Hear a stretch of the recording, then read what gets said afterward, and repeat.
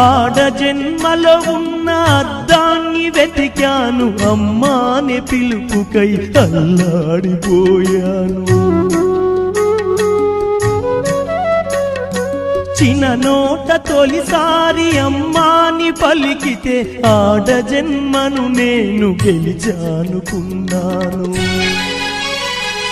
పురిటి నొప్పుల బాధ ఈశ్వరా, తల్లి పార్వతిని అడగరా శంకరా. పురిటి నొప్పుల బాధ ఈశ్వరా, తల్లి పార్వతిని అడగరా శంకరా.